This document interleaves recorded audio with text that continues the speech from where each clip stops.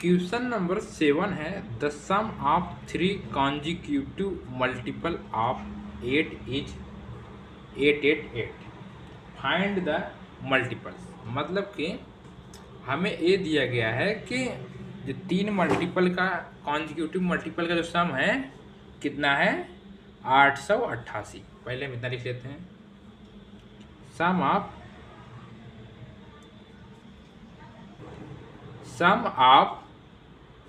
3 consecutive multiple, 3 consecutive multiples कितना है 888। Then तब फर्स्ट मल्टीपल क्या होगा, फर्स्ट मल्टीपल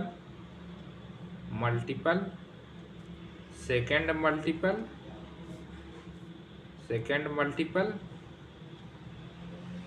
थर्ड मल्टीपल।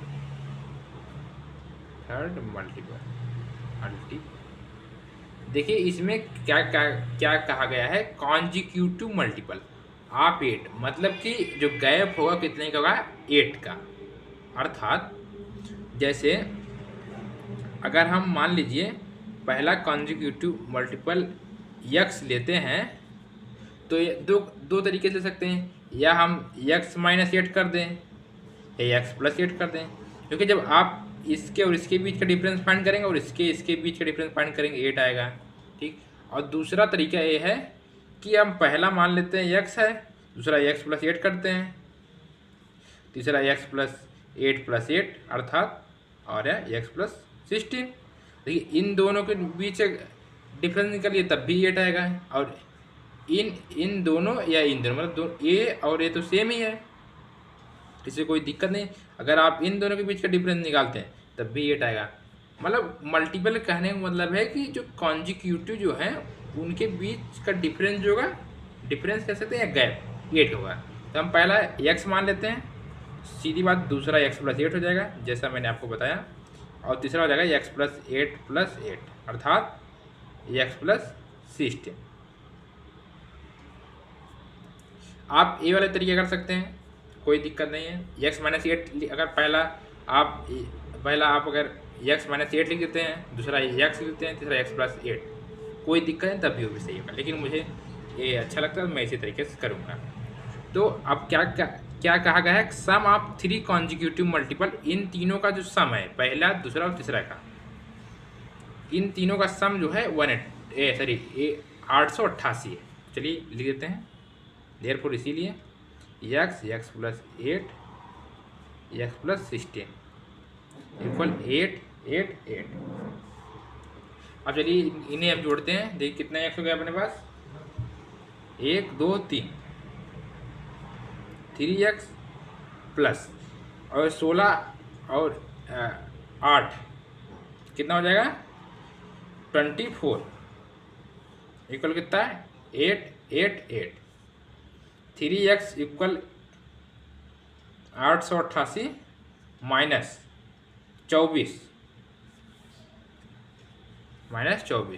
कितना जगह 8 में से 4 गए 4, 8 में से 2 गए 6, 864 3x इक्वल 864 अपान 3, 3 दूनी 6, 2 बचा, 3 से 3 8 24, तभी 2 बचा यहाँ पर, फिर 2 3 8 24, x इक्वल कितना आ गया अपने पास 288 आ गया। इसका मतलब जो पहला मल्टीपल होगा 288 होगा, दूसरा जो है निकालने के लिए x जगह 288 रख दीजिए। चलिए मैं लिख देता हूँ, फर्स्ट मल्टीपल कितना हो जाएगा x इक्वल 288, सेकेंड मल्टीपल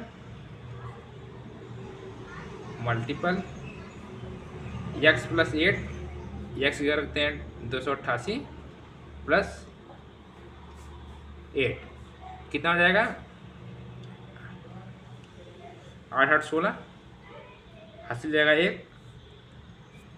8 1 9 296। और तीसरा मल्टीपल हो जाएगा थर्ड मल्टीपल मल्टीपल जो हो जाएगा एक्स प्लस 16 है, एक जगह 288 रख देते हैं प्लस 16, 8 से 14 4 हासिल, 14 4 हासिल लगा 1, 8 1 9 9 1 10 हासिल लगा 1 2 1 3, आप जोड़ लीजिएगा 304 आएगा। क्वेश्चन नंबर 8 जो है वो है 3 consecutive integers are such that when they are taken in increasing order and multiplied by 2 3 and 4 they add up to 74, find these numbers, मतलब हमें नंबर फाइंड करना। तो इसमें क्या कहा है कि 3 कॉन्जिक्यूटिव इंटीजर आर दैट, मतलब 3 कॉन्जिक्यूटिव इंटीजर हैं, उनको बढ़ते हुए क्रम में ले जब उनको बढ़ते हुए क्रम में लिया जाएगा, ठीक, और किसके द्वारा मल्टीप्लाई किया जाएगा 2 3 एंड 4 द्वारा मल्टीप्लाई किया जाएगा, और उन तीनों का जो सम किसके इक्वल होगा 74 के इक्वल होगा। तो नंबर फाइंड करना है हमें। चलिए सॉल्व करते हैं इसको,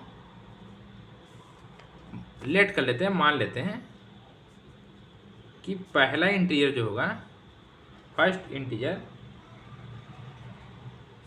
बी एक्स, बढ़ते हुए क्रम ले रहे हैं हम, तो दो नेक्स्ट जो, और पहला इंटीजर मान लेते हैं एक्स है, तो सेकंड दूसरा कॉन्जिक्यूटिव इंटीजर हो जाएगा। नेक्स्ट लिखते हैं पहले, next 2 consecutive integer.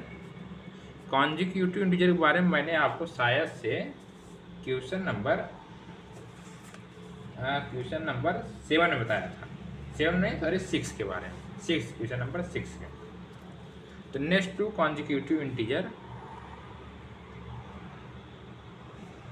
Are x plus 1 and x plus 2। इसका क्या है, जब इसको बढ़ते हुए क्रम में लेंगे इसको मल्टीप्लाई करेंगे 2 3 और 4 से। चलिए लिख देते हैं, थोड़ी लैंग्वेज में करते हैं, ज़्यादा आसानी है वो समझने में। They are taken in increasing order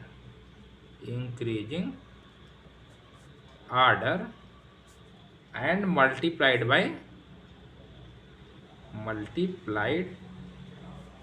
by 2 3 and 4 respectively।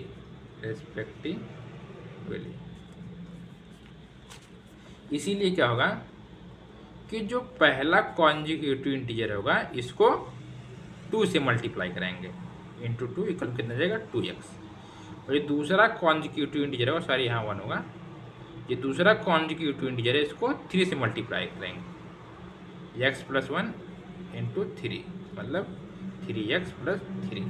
जो तीसरा कॉन्जिक्यूटिव इंटीजर है इसको 4 से मल्टीप्लाई करेंगे, x प्लस 2 4x प्लस 8। फिर आगे क्या दिया गया, दे ऐड अप टू 74 तक इसे ऐड, मतलब इसका इन तीनों का जो योग होगा वह कितना होगा 74 होगा। लिख देते हैं, दे ऐड अप टू, आपको नोट्स बनने में आसानी होगी लैंग्वेज लिखने के बाद, 74 2x प्लस 3x प्लस 3, इन तीनों का हम सम करते हैं, प्लस 4x प्लस 8, ये किसके इक्वल हो जाएंगे 74 के इक्वल। अब देखिए जो x है उसको पहले ऐड कर लेते हैं, 2x 3x 5x 5 और 4x 9x और 8 और 3 11 होगा 74। 9x इक्वल 74 माइनस 11, 4 में से 1 सेपरेट करेंगे 3 आ जाएगा, और 7 में से 1 सेपरेट करेंगे 63 आ जाएगा। 9x इक्वल कितना है, इसे यहाँ डिवाइड कर देगा 63/9, 9 7 जा 63, x इक्वल अपना 7 आ गया। मतलब कि अपना जो पहला इंटीजर 7 आ गया। अब नेक्स्ट 2 इंटीजर, तो ये जहाँ x है उसकी जगह सिर्फ आप 7 रख दीजिए, आपका सेकेंड इंटीजर निकल आएगा। और जो थर्ड इंटीजर है उसकी जगह जो x है उसकी जगह 7 रख दीजिए, तो अपना थर्ड इंटीजर निकल आएगा। तो लिख देते हैं फर्स्ट इंटीजर 7, सेकेंड इंटीजर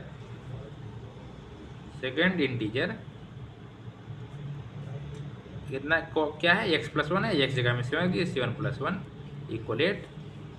और थर्ड इंटीजर जो है, थर्ड इंटीजर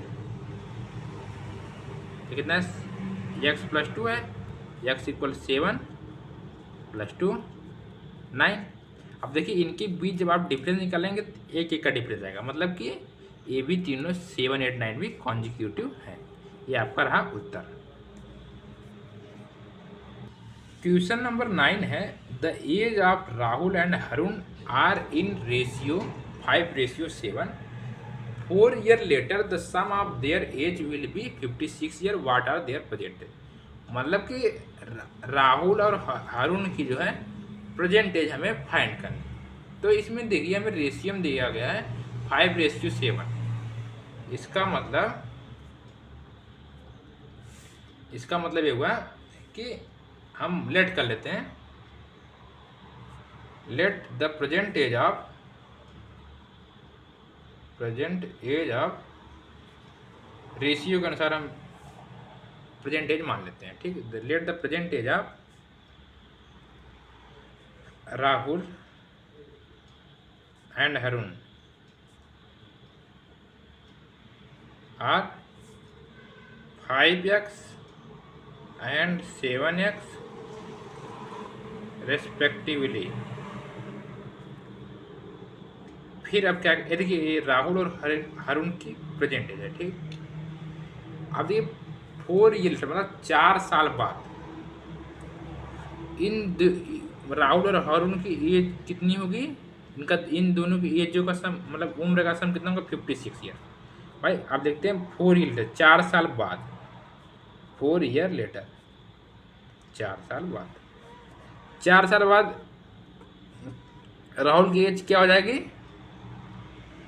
5x + 4। मैं देता हूँ कैसे आपको आया, पहले मैं लिख देता हूँ फिर आपको बताता हूँ। Age of Rahul 5x + 4। जैसा कि मैं आपसे कहता हूँ कि अभी मान लेते हैं कि आपकी उम्र 10 साल है। मैंने कहा कि आपकी उम्र 4 साल बाद क्या होगी, आपका होगा 10 + 4 = 14 ईयर। इसी प्रकार जब राहुल की प्रेजेंट एज 5x है, 4 साल बाद सीधी सी बात है उसकी एज 5x + 4 आ जाएगी, सम हो जाएगा। इसी प्रकार एज हरुण की एज कितनी हो जाएगी, age of Harun 7x, present जो एज हरुण की थी उसमें 4 साल जोड़ देते हैं, 7x + 4 ईयर लेते हैं, ईयर्स। फिर एक बात इसमें और लिखी है कि 4 साल बाद जो है इनके राहुल और हरुण की जो एज है कितनी होगी, 56 ईयर। ये 4 साल बाद राहुल की कितनी होगी, 5x + 4 और हरुण क्या हो गई, 7x + 4। अब क्या कहा, इन दोनों की जो एज का सम होगा वो कितना होगा, 56 ईयर।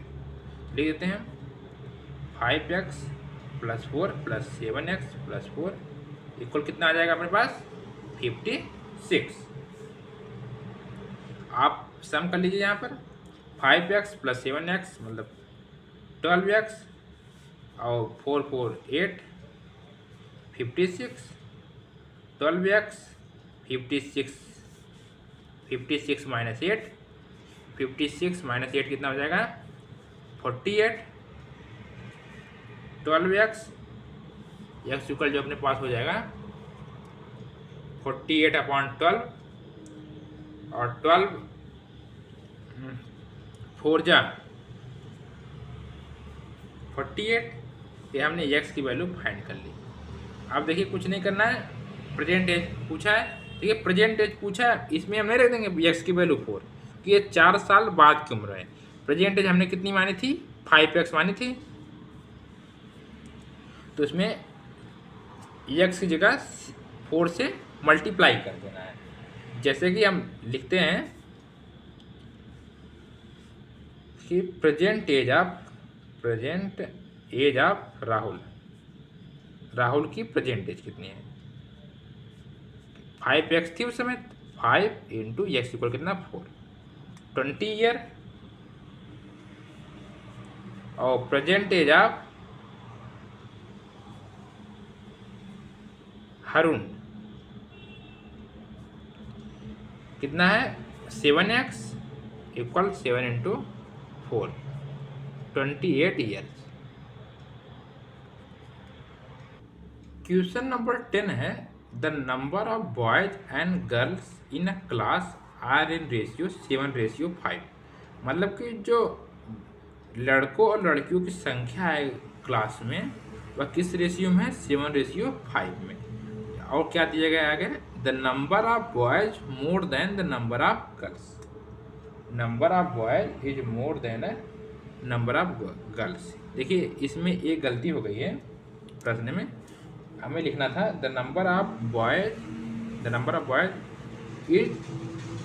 इज 8, मतलब 8 अधिक है, ठीक, more than the number of girls. फिर पूछा है क्लास की पूरी स्ट्रेंथ क्या होगी, मतलब हमें नंबर ऑफ बॉयज और नंबर ऑफ गर्ल्स मालूम चलेगा, इन दोनों को जोड़ देंगे तो हमें मालूम चल जाएगा कि टोटल क्लास की स्ट्रेंथ कितनी है। चलिए हम शुरू करते हैं।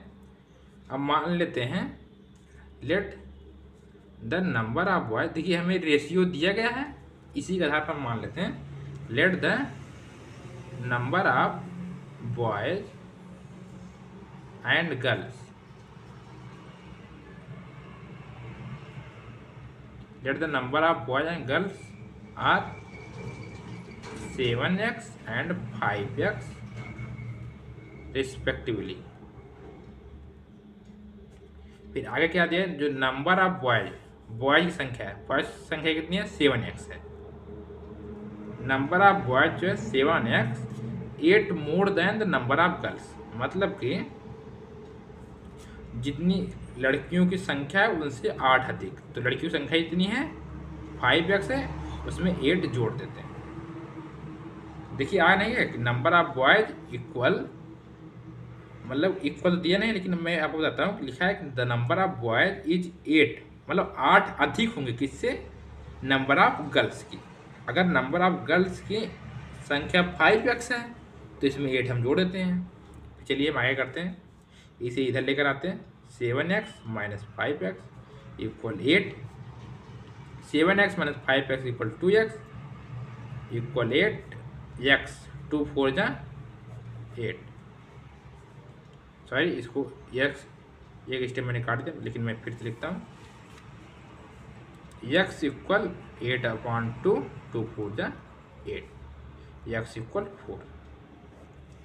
ये x इक्वल 4 आ गया, तो अब नंबर ऑफ बॉयज कितना हो जाएगा, नंबर ऑफ बॉयज देखिए कितना, 7x दिएगा, x की जगह 4 रख देना है।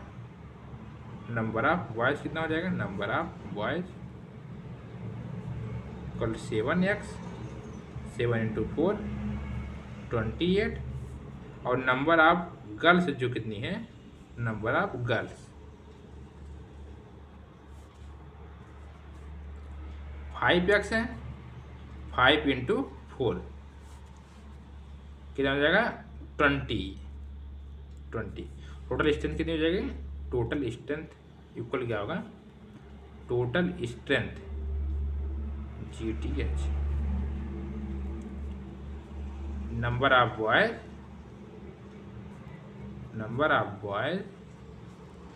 Plus number of girls,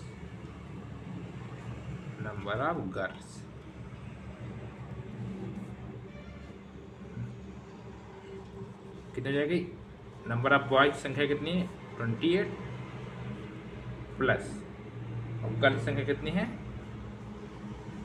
number of girls कितनी है 20। देखिए 8 अधिक है ना, 20 अगर लड़कियों की संख्या है तो इसमें लिखा था 8 मोर देन द गर्ल्स, ये 8 अधिक 28 है इसका, ये कितना जाएगा 48 स्टूडेंट। अब हम बात करेंगे क्वेश्चन नंबर 11 की। Baichung father is 26 year younger than Baichung grandfather and 29 years older than Baichung. The sum of the ages of all the three is 135 years. What is the age of each one of them? हमें इसमें ये पूछा गया। पहले मैं आपको बता देता हूँ कि बैचुंग फादर की उम्र क्या होगी और बैचुंग ग्रैंड फादर की और बैचुंग की उम्र क्या होगी, हमें वो ज्ञात करना है। चलिए अब देखते हैं सवाल क्या कहता है। सवाल कह रहा है कि बैचुंग फादर मतलब कि बैचुंग नामक कोई लड़का है जो उसके पिता हैं, वह Baichung father is 26 year younger than Baichung grandfather. Baichung के जो पिता हैं वह 26 ईयर जो है छोटे हैं किससे, बैचुंग ग्रैंडफादर से, और 29 साल बड़े हैं किससे, बैचुंग से। और उन तीनों का जो उम्र का योग है कितना है, 135 ईयर्स है। तो हमें फाइंड करना है कि तीनों की एज क्या होगी, प्रत्येक की एज क्या होगी।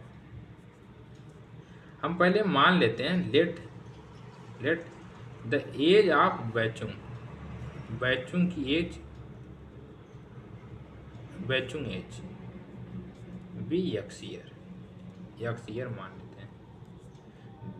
देन तो स्वाभाविक है कि उसके पिता की उम्र x + 29 होगी, क्योंकि बैचुंग के जो पिता हैं बैचुंग से 29 साल बड़े हैं। Then age of Baichung father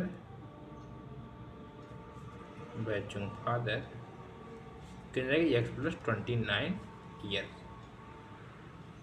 अब बात आती है बैचुंग के ग्रैंड फादर की उम्र क्या है। पहले लिख देते हैं, फिर मैं आपको बाद में समझाता हूँ। Baichung grandfather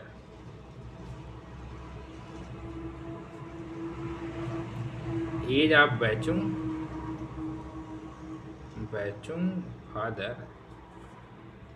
father plus 26। अब देखिए ये कैसे आया बताता हूँ मैं आपको। मान लीजिए कि अभी जो है, अभी आपकी उम्र 10 ईयर है, ठीक। आप जो है अपने पिताजी से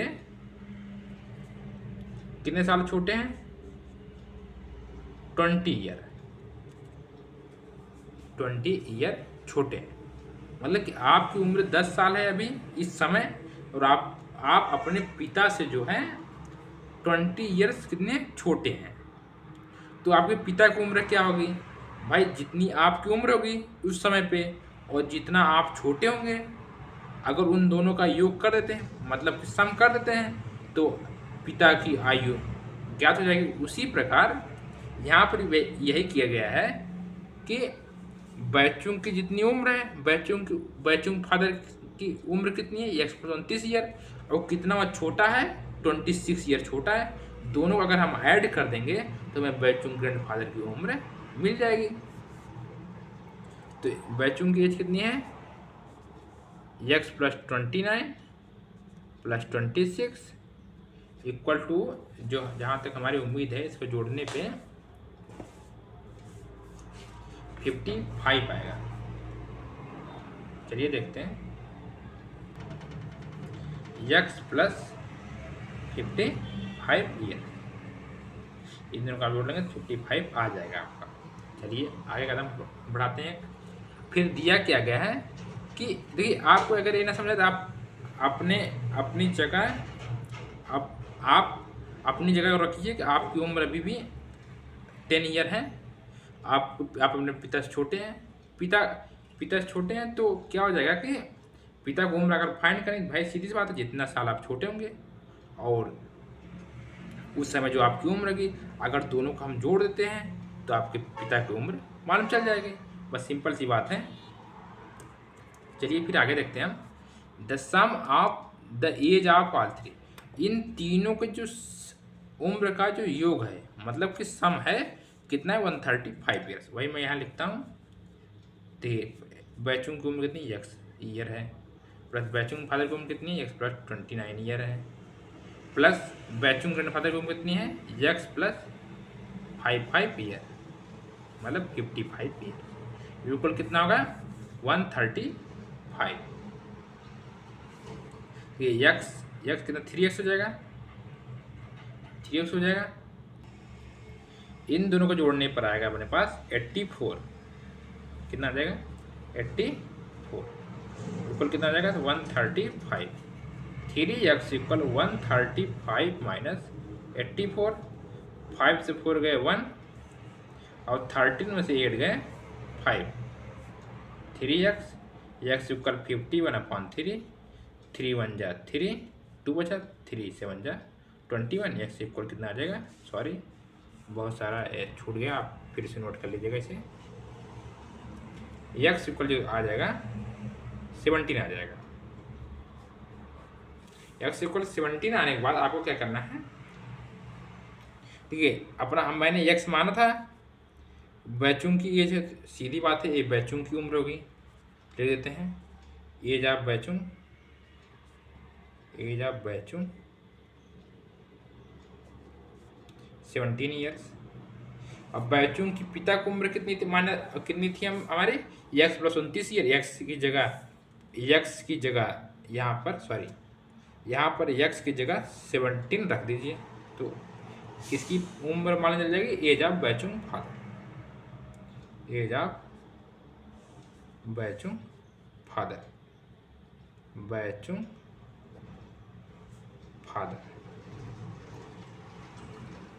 एक्स प्लस 29 ईयर दिया है, तो एक्स जगह 17 रखते हैं, 17 प्लस 29 इक्वल 46 ईयर। फिर आगे देखते हैं, age of Baichung grandfather, Baichung grandfather कितना हो जाएगा, एक्स प्लस 55, एक्स की जगह 17 रख देते हैं, प्लस 55 आ जाएगा 72 ईयर्स। क्वेश्चन 12 है कि 15 year from now Ravi age will be 4 times his present age, what is present age, मतलब का ये कहा गया है कि अब से 15 साल बाद जो रवि की उम्र होगी वो 4 टाइम्स होगी उसकी प्रेजेंट टाइम, वर्तमान की एज से। तो पूछा है कि उसकी वर्तमान उम्र क्या होगी, what is the Ravi present age. हम मान लेते हैं let the Ravi present as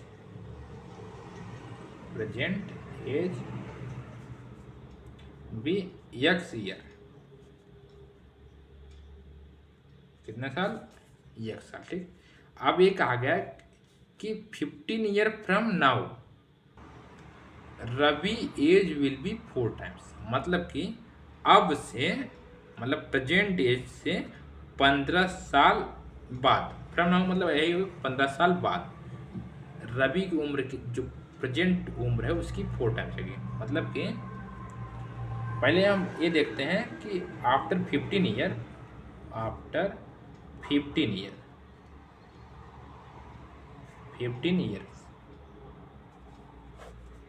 जो एज होगी इसकी, एज ऑफ रवि कितने गई, एक्स प्लस 15 ईयर। स्वाभाविक है कि भाई इसकी प्रेजेंट एज एक्स ईयर थी, तो 15 साल बाद एक्स प्लस 15 ईयर हो जाएगी। जैसे कि आपकी अगर उम्र है इस समय अगर 10 साल की, आपसे मैंने पूछा कि 15 साल बाद आपकी उम्र कितनी हो जाएगी, तो आप कहेंगे 10 प्लस 15 25 ईयर हो जाएगी। उसी प्रकार जब इसकी अभी उम्र एक्स ईयर है तो 15 साल एक्स प्लस 15 ईयर जाएगी। फिर क्या कहा कि रवि की उम्र जो है, मतलब जो एज ऑफ रवि होगी आफ्टर 15 ईयर, वो 4 टाइम होगी किसकी, प्रेजेंट एज, मतलब कि एक्स प्लस 15 इक्वल 4x। ये प्रेजेंट एज का है, प्रेजेंट हमने एक्स माना था उसका 4 टाइम्स हुआ। चलिए इसे सॉल्व करते हैं, x माइनस 4x माइनस 15, ये इधर जाएगा माइनस 15 हो जाएगा, x minus 3x minus 15 x equal -15/-3, minus minus cancel, 3 5 जा 15, एक्स इक्वल 5।